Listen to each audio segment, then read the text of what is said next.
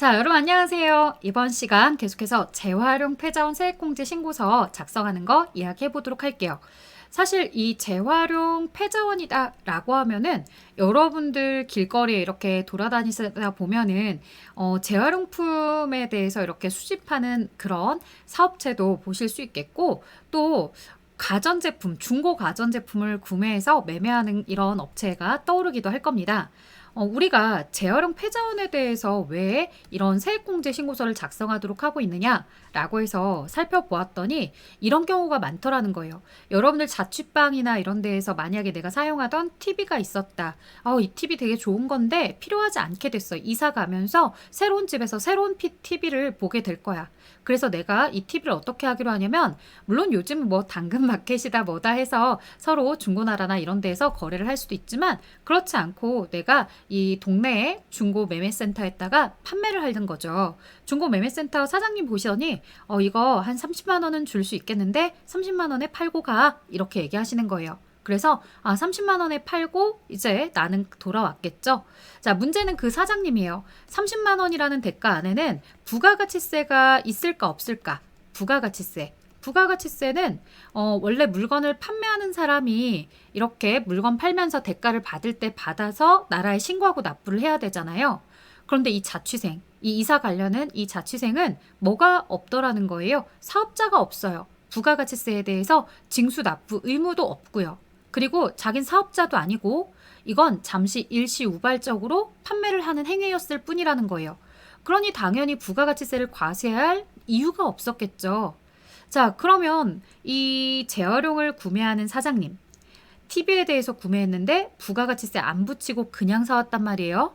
그럼 이만큼으로도 굉장히 이득이다, 좋다라고 생각을 할 수도 있겠지만, 안타깝게도 그 다음 단계가 문제가 발생을 해요. 뭐냐? 자, 분명히 이 TV에 대해서 판매를 하시는데, 판매할 때 40만 원을 받고 팔려고 하는데 40만 원에 판매하는 게 안 됩니다. 왜냐? 이 중고 매매센터는 사업자잖아요. 그 사업자가 물건을 판매할 때는 과세 물품에 대해서 똑같이 뭐를 하셔야? 부가세를 붙이셔야. 그래야 공정한 경쟁이 되는 거잖아요.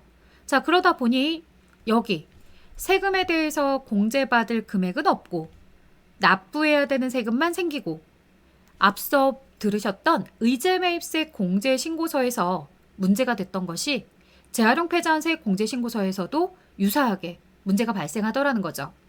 여러분들이 단순한 이 30만 원짜리 TV 이거쯤이야 라고 생각할 수도 있겠지만, 실제로 우리 주변에 이런 중고 거래가 만연한 것은 어디가 제일 심각하더라? 바로 자동차요. 여러분들 자동차는 중고로 사고 파는 게 어때요? 굉장히 활발하고 당연하고 이런 업종이죠. 역시나 회사로부터 중고차를 매입하면 상관이 없는데요. 왜냐면 세금 계산서를 끊어줄 수 있는 상대방한테 사왔으니까. 문제는 일반인들한테 중고 자동차를 매입하고 그걸 판매를 할 때 판매하는 사업자는 과세로 매출세액을 징수해야 되더라는 거죠.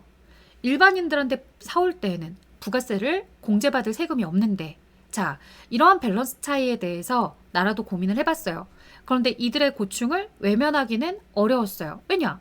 이들은 굉장히 좋은 사업을 하는 사람이죠. 리사이클링을 하고 있어요. 그리고 이런 것들에 대해서 환경 보존까지도 하고 있더라는 거예요. 자, 그래서 이제 생각했습니다. 이런 세금 계산서 발급을 못하는 일반인이라든가 이런 곳에서 내가 중고 물품을 구매했을 때 이런 중고 물품에 대해서 사는 업자는 실제로 부담한 매입세액이 없다 하더라도 매입세액이 있는 것처럼 보고서 매입세액을 공제받을 수 있게끔 해주기로 했고요. 그냥은 안 되고 재활용 폐자원 세액 공제 신고서라는 걸 작성함으로 인해서 가능하게 됩니다. 자, 각각의 업종들에 대해서 이렇게 이 비율이 나누어져 있는데요. 중고자동차에 대해서는 아직까지 시험에 한 번도 나온 적은 없었어요. 그렇다면 우리가 주로 이제 마주하게 될 일은 요 103분의 3에 대한 내용이 있겠구나. 자, 작성하는 방법은 메인 매출 점표에서 동일하게 이 Shift F4번의 의제, 재활용에 대한 버튼을 이용해서 재활용 폐자원 세액 공제 신고서에 자동으로 반영이 되게끔, 그래서 메인 매출 점표만 입력하면 자동 작성이 되게끔 하는 방법도 있지만 실제 시험은 이런 방식보다는 여러분들에게 재활용 패자원 세액공제 신고서를 작성해 보세요 라고 하는 위주로 많이 나오고 있습니다. 자, 그런데 관련된 기출이 하나도 없어요 라고 여러분들 이해하실 수 있을 것 같아요. 자, 재활용 패자원 세액공제 신고서가 시험 범위 안에 들어있는 것은 맞지만 90회부터 109회차까지 시행이 될 때까지 지금까지 한 번도 시험 문제가 안 나왔습니다. 그래서 여러분들에게 보여줄 예제가 마땅히 없었는데 나중에 기회가 돼서 다시 이 강의를 촬영하게 된다면 여러분들에게 조금 더 상세하게 보여드리도록 할게요.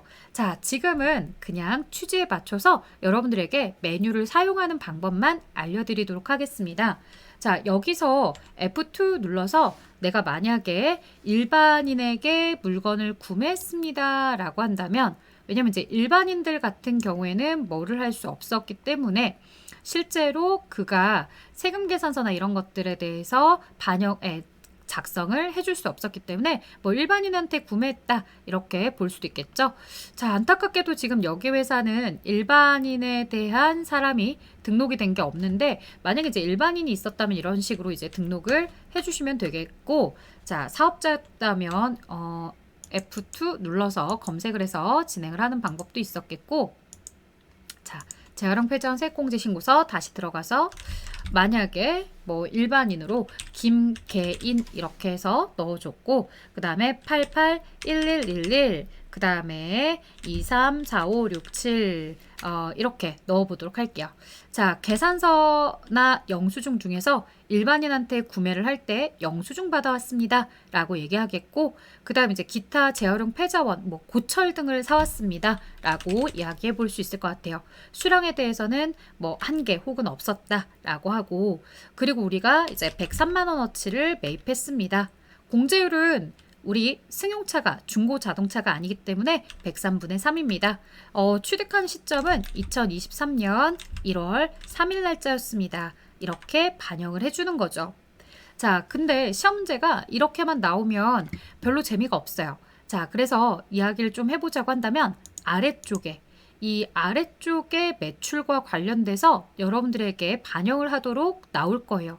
그래서 오히려 이 예정보다는 언제 위주로 많이 나오냐면 확정 때, 그래야지만 아래쪽의 자료를 모두 다 합쳐서 한도나 이런 것들을 우리가 정리할 수 있게끔 하기 때문에, 자, 그래서 뭐 김개인에게 다시 우리가 물건을 구매하고 있습니다. 이렇게 해서 이제 얘기를 해주면서 영수증, 그 다음에 기타 재활용, 자, 이번에도 역시나 고철을 매입했습니다. 2개였습니다. 취득 금액은 뭐 206만 원입니다. 이렇게 하고 103분의 3. 예. 자, 그 다음에 2023년 4월 3일에 매입했습니다. 라고 얘기를 해줍니다. 이렇게 하면서 이제 여러분들에게 아래 자료를 주는 거죠. 이 과세 매출액에 대해서 이제 예정분, 확정분 이런 걸 줄 겁니다. 그럼 예정 때 얼마나 매출을 했어요? 라고 물어봤을 때, 예정 때 4천만 원어치 매출했어요. 확정 때는 6천만 원어치 매출했어요. 이런 식으로 얘기를 하면 역시나 재활용 패자원에 대해서도 이렇게 한도액을 맞추어서 1억 원이면 뭐 80%였을 때 8천만 원이 한도다라고 얘기를 해주죠. 자, 세금 계산서 매입액에 대한 정보를 알려주면 세금 계산서 매입액에 대한 정보를 써주시면 될 거고, 자, 영수증으로 매입한 거 있습니까? 라고 했을 때 우리가 바로 이렇게 영수증으로 앞에 예정 때 103만 원에 지금 확정 때 206만 원이다 라고 해서 309만 원어치의 매입이 있었다 라고 대답을 해주겠고, 자, 그럼 이제 309만 원어치 예정 때 103만 원, 확정 때 206만 원 해서 이제 309만 원어치의 103분의 3에서 9만 원의 공제 대상 세액이 있더라. 예정 때는 이미 3만 원의 세액을 공제받았다. 그렇다면 확정 때 6만 원의 세액을 공제받으면 되겠구나.